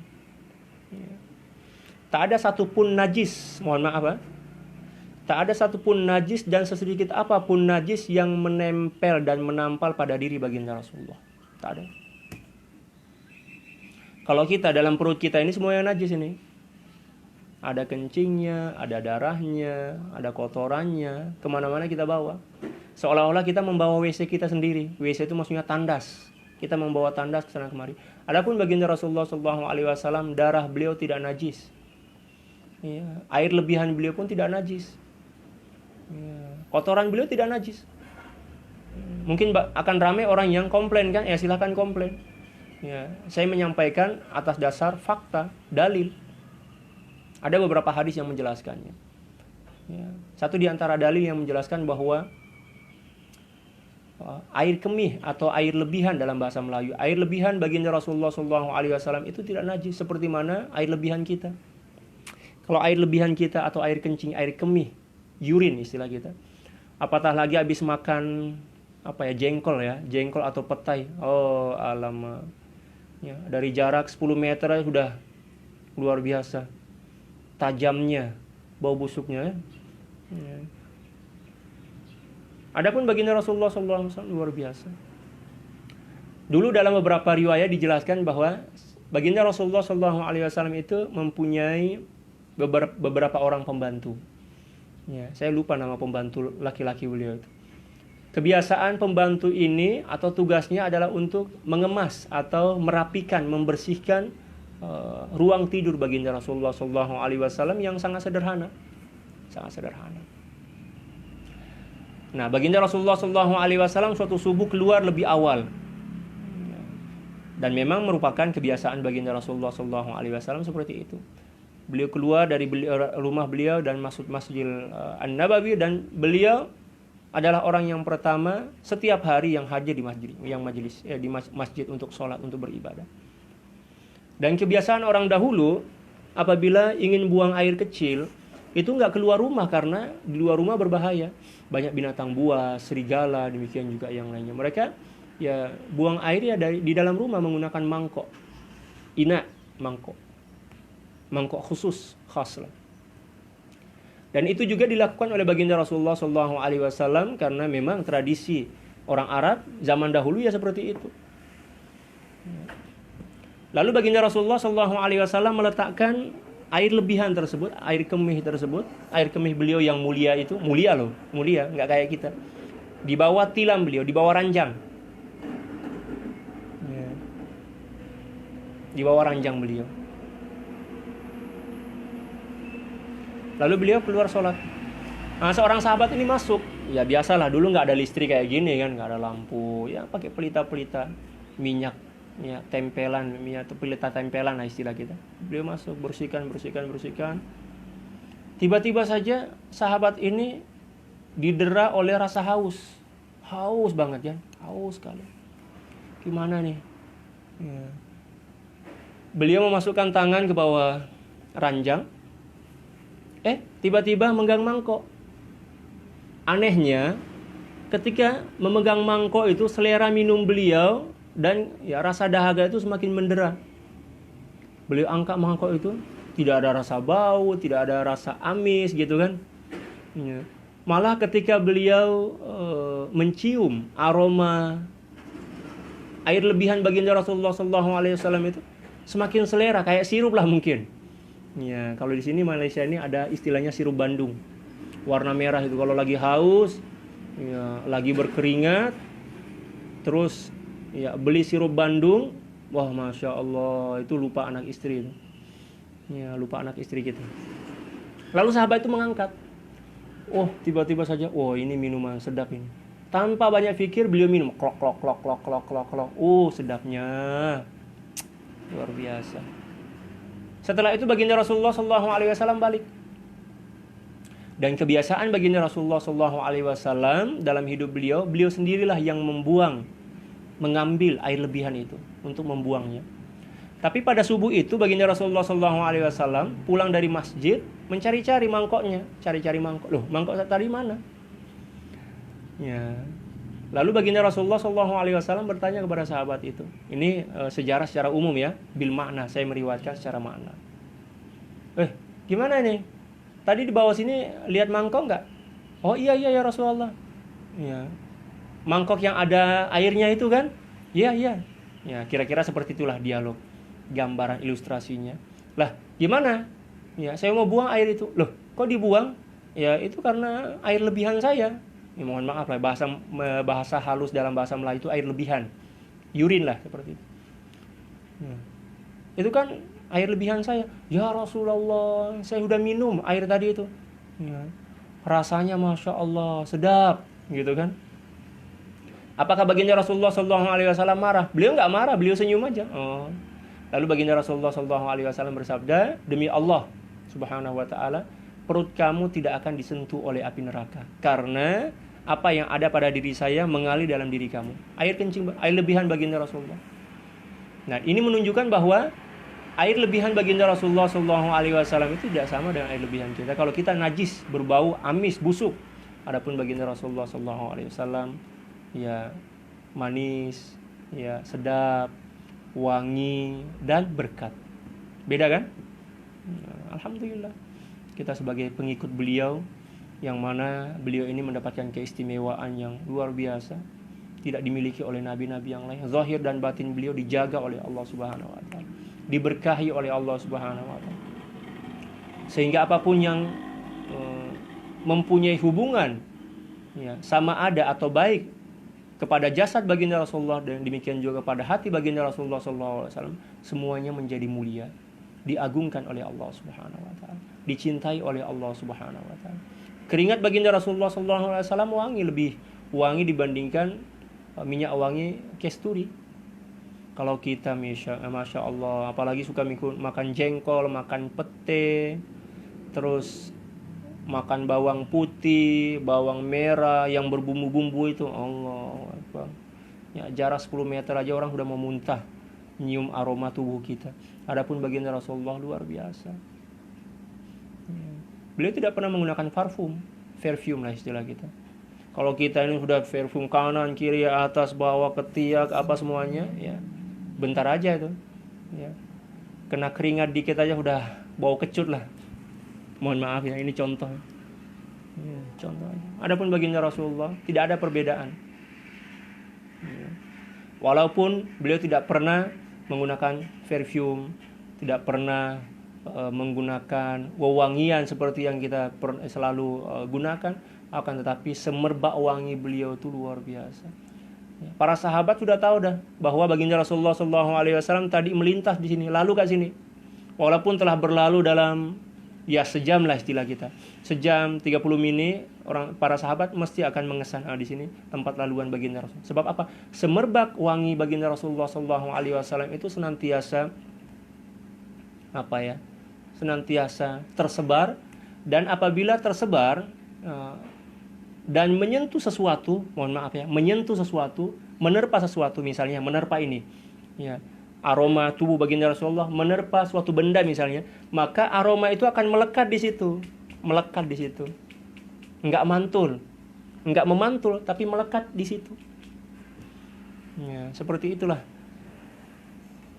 wewangian, ya, yang ada pada tubuh baginda Rasulullah sallallahu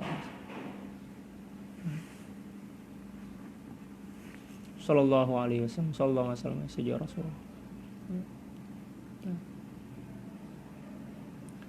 Yang membacakan ayat-ayat kami kepada kamu. Nah, ayat ini menjelaskan tentang salah satu di antara wazifah, tugas baginda Rasulullah SAW sebagai seorang nabi dan rasul adalah menyampaikan ayat-ayat Allah, mengajarkannya. Yatlu alaikum ayatina, mengajarkan, menyampaikan.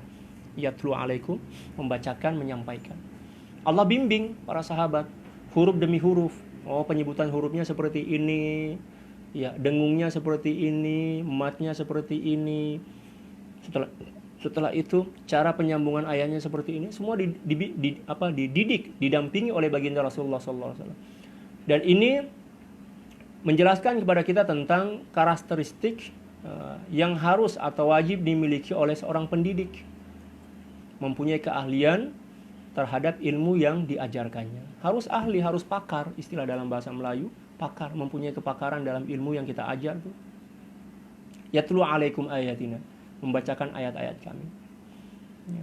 Dan cara baginda Rasulullah SAW membacakan ayat-ayat Al-Quran kepada para sahabat itu sesuai dengan lahajat mereka, dialog mereka, dialek mereka.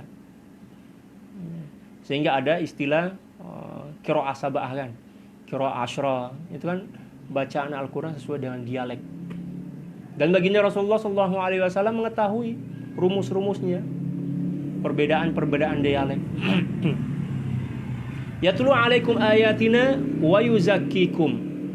Nah, tugas yang kedua adalah membersihkan jiwa-jiwa orang-orang beriman. Membersihkan jiwa orang-orang beriman. Para sahabat dibersihkan jiwa mereka oleh baginda Rasulullah SAW melalui nasihat, petunjuk, ya, melalui doa baginda Rasulullah SAW, kebersamaan. Demikian juga contoh-contoh kemuliaan, akhlak dan budi pekerti. Itulah proses yang dilalui oleh para sahabat dalam membersihkan jiwa mereka dari keburukan dan kebusukan. Sehingga dalam waktu yang sangat singkat, seluruh para sahabat itu menjadi orang-orang yang mulia, menjadi orang yang dikasihi oleh Allah Subhanahu wa taala dan tergolong sebagai wali-wali besar di sisi Allah Subhanahu wa taala, para aulia.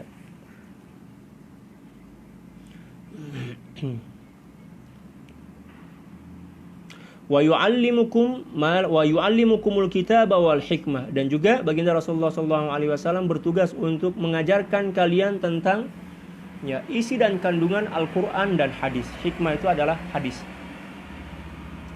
Baginda Rasulullah SAW mengajarkan penafsiran. Oh, penafsiran ayat ini seperti ini, maksudnya seperti ini. Demikian juga korelasi atau hubungan antara ayat ini dengan hadis ini seperti ini. Ya. Dan seluruh tingkah laku, demikian juga perbuatan, ucapan dan akhlak baginda Rasulullah SAW itu merupakan manifestasi, ya, manifestasi dari isi dan kandungan Al-Quran.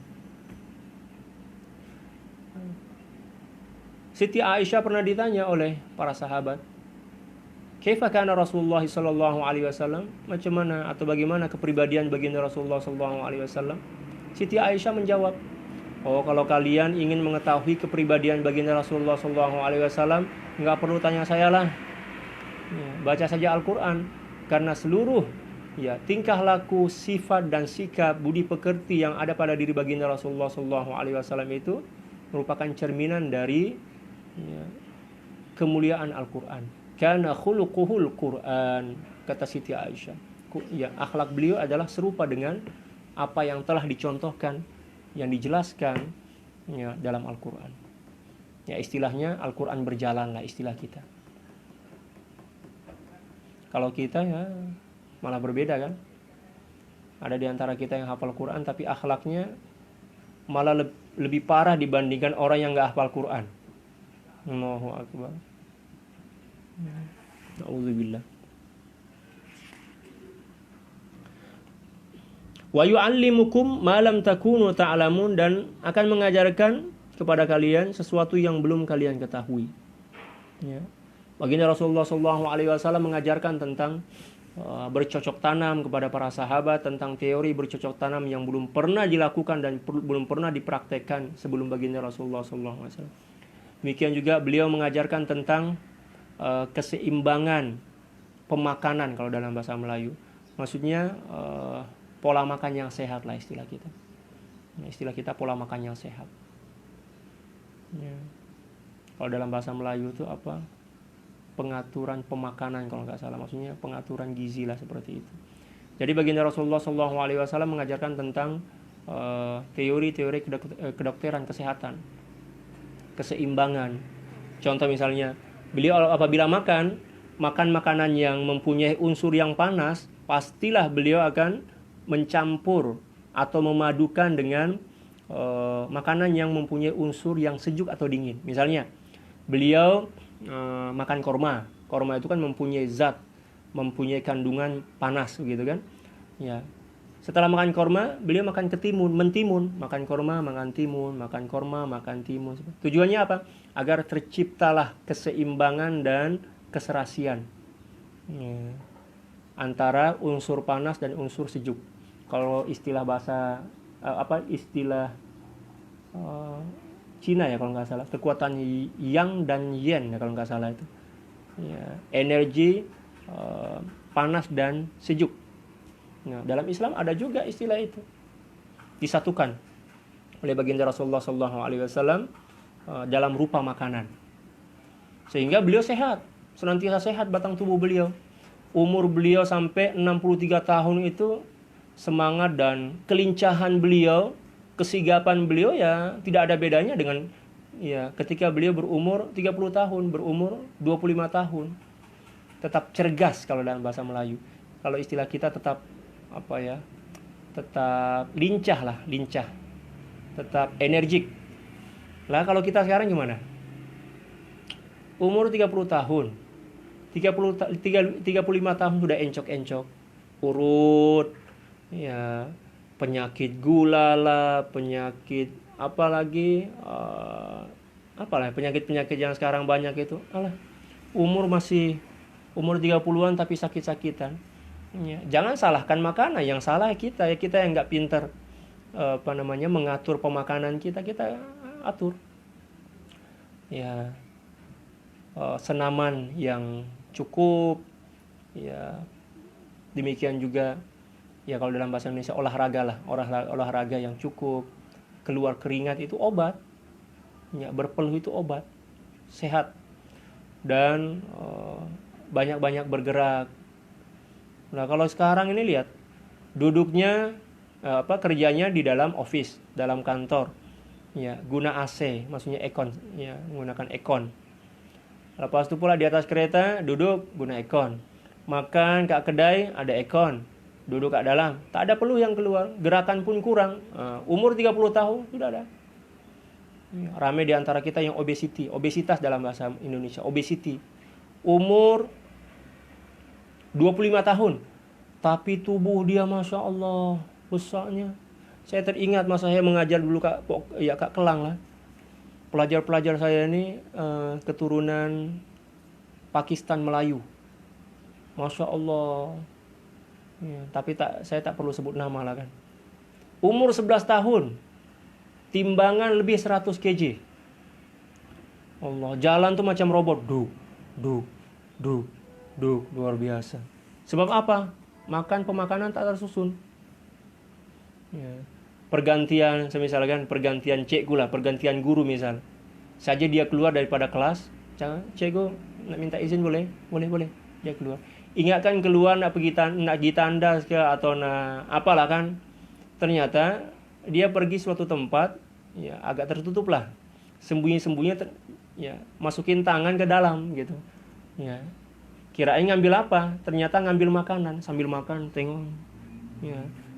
Kira-kira 5 menit setelah itu masuk lagi ke kelas. Oh, luar biasa. Semakin hari badannya semakin. Kasihan, itu penyakit itu. Banyak-banyak olahraga lah. Dan di Malaysia ini di antara negara yang ramai penduduk dia obesitas istilah kita. Kalau di sini orang sebut obesity, luar biasa. Minum TO ice. Ya. Peluh tak keluar.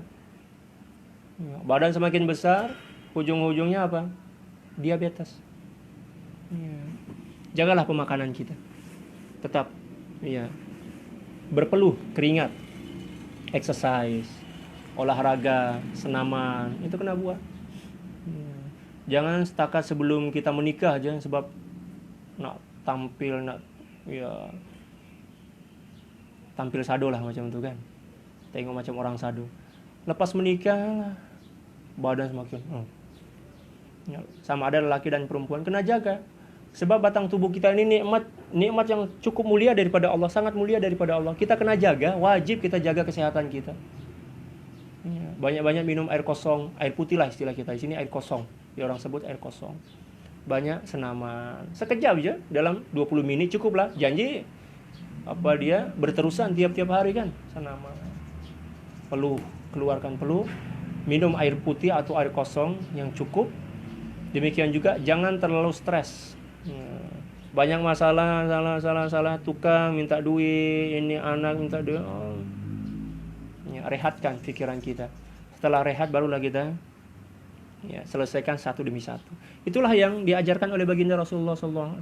Jangan ada masalah langsung kita hujam dengan emosi kita. Kenapa seperti ini? Ini. Santai seperti itu. Ya, tak payah nak gopoh-gopoh sangat. Gopoh-gopoh itu maksudnya tergesa-gesa. Ya. Selanjutnya ayat 152. Fadhkuruni azkurukum mashkuruli wala takfurun. Oleh karena itu ingatlah kepadaku. Ya, senantiasa dengan mematuhi dan tunduk kepada perintah Allah Subhanahu wa taala. Azkurukum, supaya aku membalasmu dengan kebaikan. Ya. Dan bersyukurlah kepadaku. Ya. Dan kalian jangan kufur. Mohon maaf ya, ada kawan. Nah, saya masuk.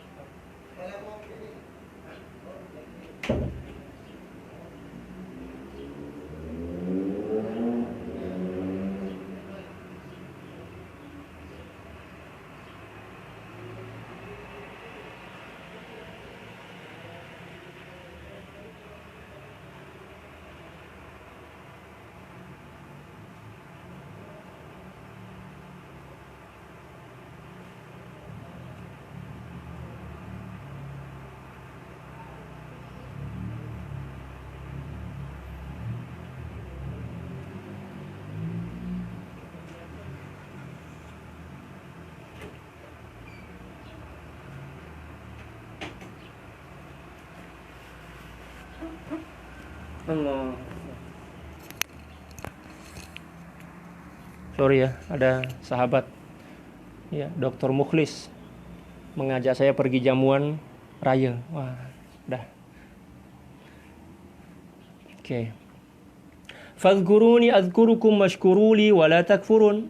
Oleh karena itu, banyak-banyaklah mengingatiku dengan senantiasa menaati Allah Subhanahu wa taala, jaga salat kita, jaga puasa kita, demikian juga ibadah-ibadah yang lain. Itu yang dimaksud dengan mengingat Allah Subhanahu wa taala. Mengingat Allah bukan hanya dengan menyebut atau mengingat dalam akal dan hati kita, akan tetapi juga dengan cara senantiasa patuh dan tunduk kepada apapun yang diperintahkan oleh Allah Subhanahu wa taala. Supaya aku membalas kalian dengan kebaikan. Ya, Allah Subhanahu wa taala akan balas dengan kebaikan. Maksudnya ingatlah aku, maka aku akan mengingatmu. Maksudnya mengingat kita itu membalas dengan kebaikan.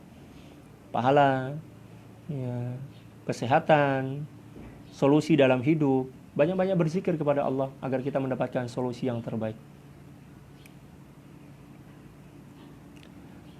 Washkuruli wala takfurun. Dan bersyukurlah, banyak-banyak bersyukurlah kepadaku. Dan jangan sekali-kali kalian ya, melakukan kekufuran. Jangan mengkufuri nikmatku. Masya Allah, itu baru sebatas terjemahannya. Udah waktu kita luar biasa. Alhamdulillah. Oke, kita baca sedikit tentang al-munasabah atau korelasi beberapa ayat yang kita bacakan tadi dengan ayat-ayat sebelumnya. Al-munasabatu, ya, kalau bagi para sahabat yang ingin menyimak kitab Arabnya, kitab tafsir Arabnya, silahkan buka halaman 392 jilid atau juz yang kedua dari suratul Baqarah. Lamma dzakara al-qiblata allati amara al-mu'minina al-muslimina bit-tawajjuhi ilaiha wa hiya al-Ka'bah, dzakara min tasmimi ahli al-kitab ala adam ittiba'iha. I'lam anna dhalika huwa bi fi'lihi wa annahu huwa al-muqaddaru lah wa annahu huwa muwajjahu ya kulli minhum ila qiblatihi. Fa fihi tanbihun ala syukrillahi id waffaqal muslimina ila ittiba'i ma amara bihi min at-tawajjuhi wa ikhtiyarihim lah. Nah, itu pembahasan tentang al-munasabah antara beberapa ayat yang kita baca ini dengan ayat sebelumnya. Sebelum ini Allah Subhanahu wa taala menjelaskan tentang kiblat yang diperintahkan kepada umat Islam agar menghadap ke arahnya. Fawalli wajhaka syatr, apa dalam Al-Qur'an, qad nara taqalluba wajhika fis sama falanwalliyannaka qiblatan tardaha fawalli wajhaka syatral masjidil haram. Itu kan ayat pertama yang menjelaskan tentang perintah pengalihan kiblat. Ya. Allah Subhanahu wa taala juga menjelaskan tentang atau membongkar tentang keinginan yang sangat besar dari ahli kitab untuk menyingkirkannya. Maksudnya untuk menggagalkan proses peralihan kiblat tersebut dengan membuat fitnah. Ya, membuat fitnah. Menyebarkan berita bohong, hoax kalau dalam ya istilah kita di Indonesia, hoax. Ya, menyebarkan berita bohong, si ini begitu, si itu begini, buang. Tujuannya adalah untuk menggagalkan proses pengalihan kiblat.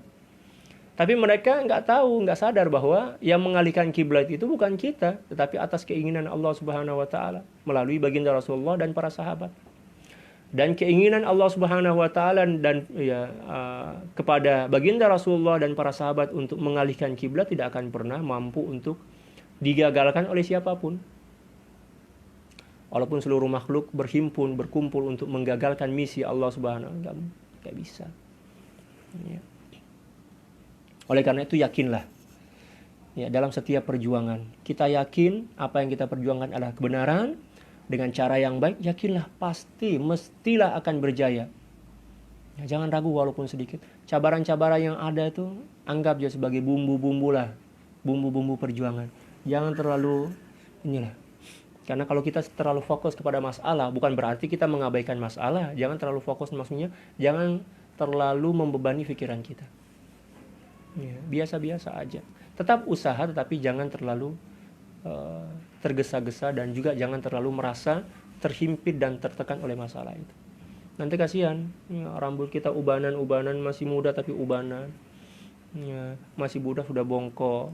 Karena apa? Tertekan oleh sesuatu yang dia buat sendiri, ya, yang dibosin, maksudnya yang dia bayangkan sendiri. Jangan tertekan seperti itu. Yakinlah Allah Maha memberikan solusi. Santai aja.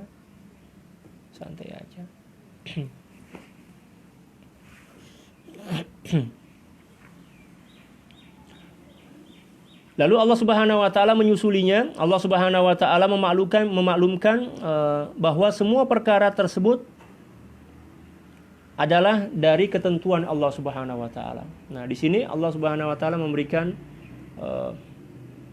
pemantapan atau memberikan memastikan keyakinan orang-orang beriman bahwa apapun yang terjadi itu merupakan pengaturan dari Allah Subhanahu wa taala.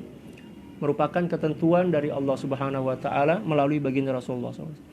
Dialah yang Maha menentukan. Dia jugalah yang mengarahkan semua pihak terhadap arah kiblat yang telah menjadi ketetapan Allah Subhanahu. Allah lah yang menggerakkan hati mereka. Dan ketika terjadinya peralihan kiblat dari Baitul Maqdis ke Ka'bah yang telah sebelum itu baginda Rasulullah SAW bersama para sahabat selama 16 atau 17 bulan sholat menghadap Baitul Maqdis. Peristiwa itu terjadi di sholat asar. Makanya di Arab di sana itu ada Masjid Qiblatain, di mana para sahabat dulu sedang sholat. Lalu ketika mereka sedang sholat, ada seorang sahabat lain yang datang membawa kabar dan berteriak bahwa arah kiblat telah dirubah.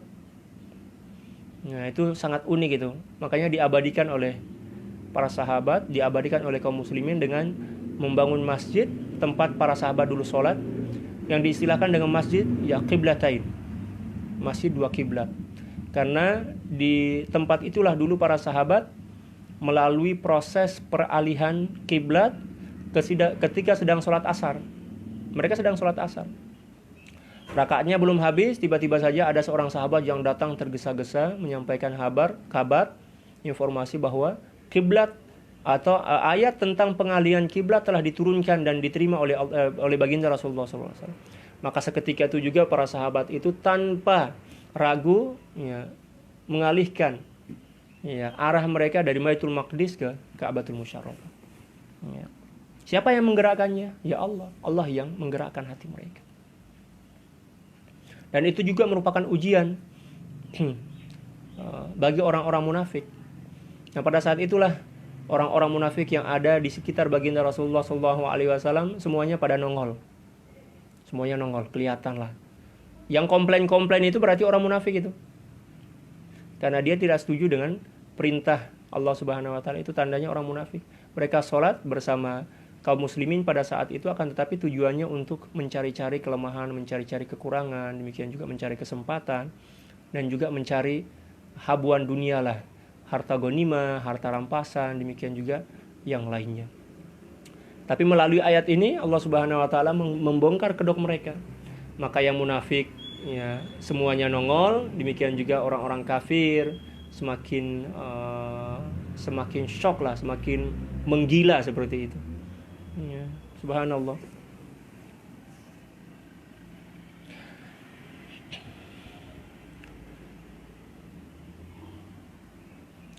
Dan pernyataan ini mempunyai atau mengandungi peringatan agar orang-orang beriman senantiasa bersyukur kepada Allah Subhanahu wa taala.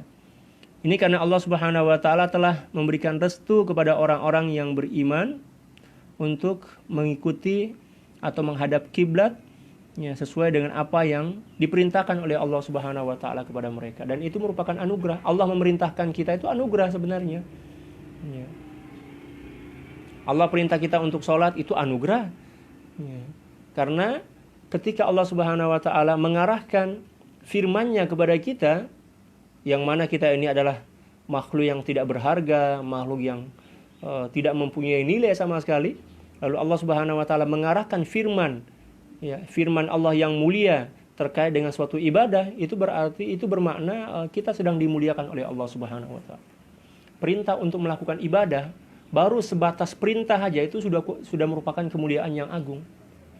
Tetapi kemuliaan itu akan semakin sempurna apabila kita taati, kita turuti ya, dengan keikhlasan hati sesuai dengan ketetapan-ketetapan yang telah dijelaskan oleh Allah Subhanahu wa taala. Nah, ulasan tafsirnya ini luar biasa, kita baca sedikit aja ya. Sedikit aja lah, banyak sekali ini, Masya Allah. At-tafsir wal bayan, insyaallah 10 menit lagi kita istirahat. Tastamiru hadhil ayatu fi ta'yidi mawqifin Nabi sallallahu alaihi wasallam fi ittijahi ila al-qiblah wa ibtali da'wal munkirin. Fadzakarallahu ta'ala anna likulli ummatin qiblah. Anna likulli ummatin qiblatan khassatan biha.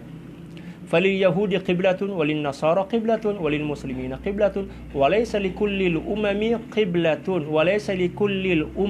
قِبْلَةٌ وَاحِدَةٌ وَالْوَاجِبُ التَّسْلِيمُ لِأَمْرِ الْوَحْيِ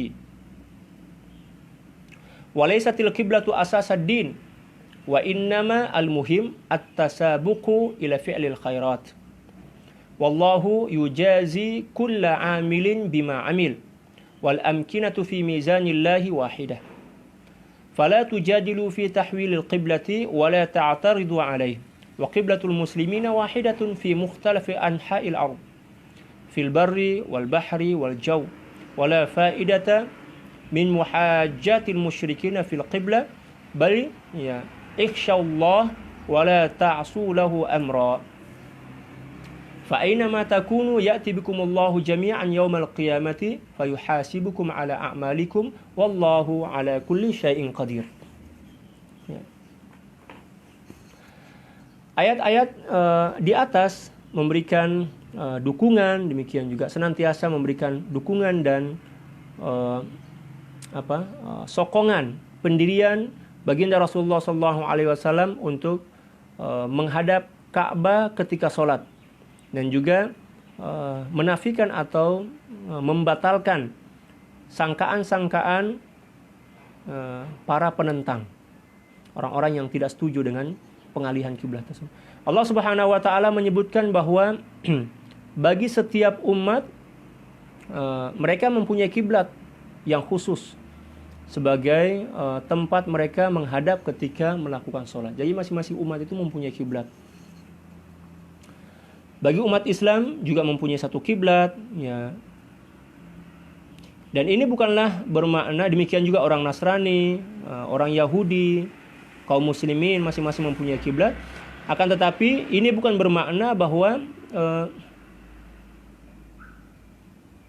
tujuan sebenarnya saat seseorang sholat menghadap kiblat, tujuannya bukan kiblat itu. Kiblat itu merupakan sarana pemersatu saja. Adapun tujuan sebenarnya adalah Allah Subhanahu wa taala. Jadi kita tidak sedang menyembah kiblat, kita tidak sedang fokus kepada kiblat, akan tetapi yang kita sembah adalah Allah Subhanahu wa taala. Adapun menghadap kiblat, kita menghadap kiblat karena memang diperintahkan oleh Allah Subhanahu wa taala, dan tujuannya adalah ya sebagai sarana pemersatu umat, untuk menyatukan umat. Kiblat bukanlah dasar atau asas dalam agama. Maksudnya kiblat itu bukan menjadi pusat penilaian agama. Tetapi ya walaupun wajib hukumnya kita menghadap kiblat, tapi bukan segala-galanya ada di situ. Akan tetapi perkara yang paling penting adalah berlomba-lomba atau berlumba-lumba melakukan kebaikan. Itu yang terpenting.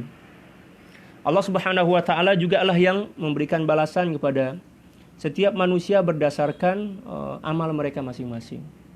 In khairan fa khairun wa in syarran fa syarr. Kalau misalnya kebaikannya takarannya seperti gelas, ya balasannya paling kurang seperti gelas. Tapi bukan terbatas hanya seperti gelas. Nah, mungkin Allah Subhanahu wa taala akan bagi atau memberikan balasan seperti gunung misalnya, ya itu hak Allah lah.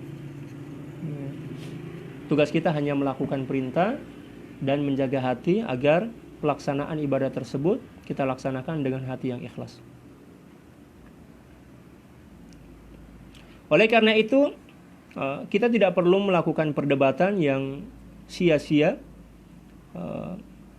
dan juga tidak perlu mempersengketakan perbedaan kiblat ataupun peralihannya. Kita nggak perlu bising, nggak perlu bertengkar. Oh, kamu kiblatnya ke sana sih, bukan ke sini ya. Urusan mereka, agama masing-masing kok, ajaran pun masing-masing. Nggak perlu sewot. Dan nggak perlu resek kan. Kiblat segolongan kaum muslimin ya, hanya satu kiblat. Ya, golongan kaum muslimin hanya satu. Ya, di seluruh pelosok dunia ini hanya satu saja, ke Ka'bah. Ya, baik mereka yang ada di daratan, demikian juga di lautan ataupun di atas udara, ya satu kiblatnya sama. Nah, sekarang timbul satu pertanyaan. Ustadz, gimana ya kalau misalnya ada orang yang sedang berada di atas bulan, terus mau sholat, menghadap kiblatnya kemana? Ya ke bumi lah, karena Ka'bah ada di bumi, menghadapnya ke bumi. Jangan menghadap ke planet lain, karena kiblat kita ada di bumi. Kalau mampu, kalau mampu menentukan posisi arah buminya di mana, ya menghadap ke bumi. Kalau nggak mampu, ya menghadap kemana pun nggak ada masalah. Fa aina ma tuwallu fa thamma wajhullah. Seperti yang saya jelaskan di awal tadi.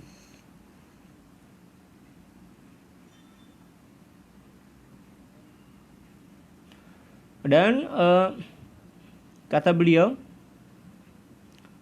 oleh karena itu tidak ada sedikit pun manfaat atau faedah untuk berdebat tentang perkara-perkara yang memang kita tidak sepakat. Tidak ada manfaatnya karena memang kita tidak sepakat. Mereka tidak sepakat dengan kita pun tidak sepakat dengan kiblat mereka. Berarti nggak perlu berdebat, jalani aja.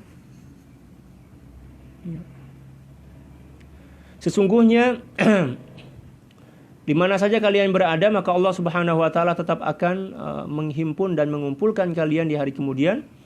Ya, seterusnya Allah Subhanahu wa taala menghitung dan membalas amal kalian sesuai dengan kadar dan sesuai dengan timbangan amal kalian, dan Allah Subhanahu wa taala Maha berkuasa atas segala sesuatu.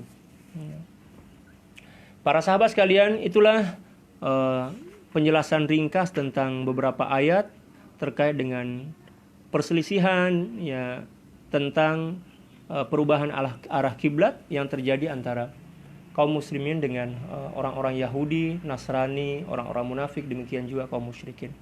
Sebenarnya masih banyak, ada 10 muka surat, 8 muka surat ya. Masih panjang lagi, tapi ya saya rasa cukup lah.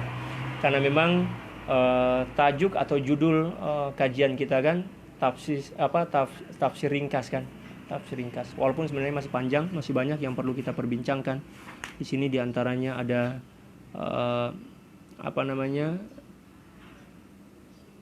fikul hayanya belum kita baca, atau fikul ahkam belum kita baca.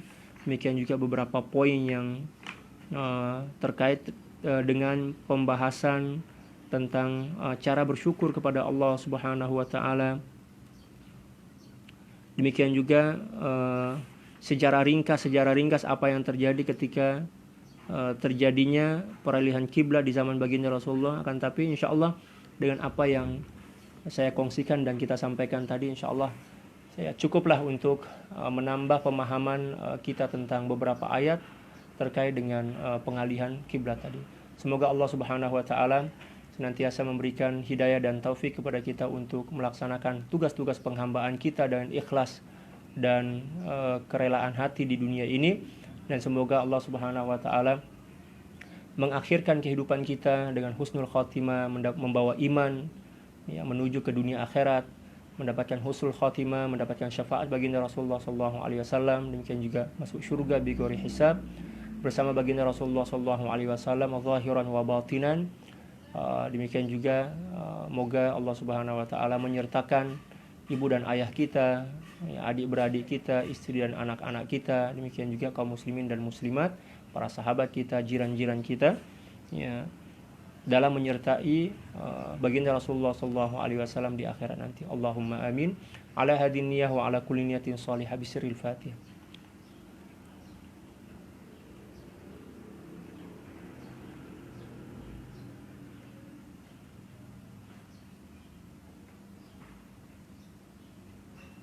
Sebelum kita akhiri perjumpaan kita, kita bingkiskan dulu hadiah salawat kepada kekasih hati kita baginda Rasulullah sallallahu alaihi wasallam dengan membaca salawat 3 kali. Innallaha wa malaikatahu yusholluna 'alan nabi ya ayyuhalladzina amanu shallu 'alaihi wa sallimu taslima. Allahumma shalli 'ala sayyidina Muhammadin 'abdika wa rasulika an-nabiyil ummi wa 'ala alihi wa sallim. Allahumma shalli 'ala sayyidina Muhammadin 'abdika wa rasulika an-nabiyil ummi wa 'ala alihi wa sallim.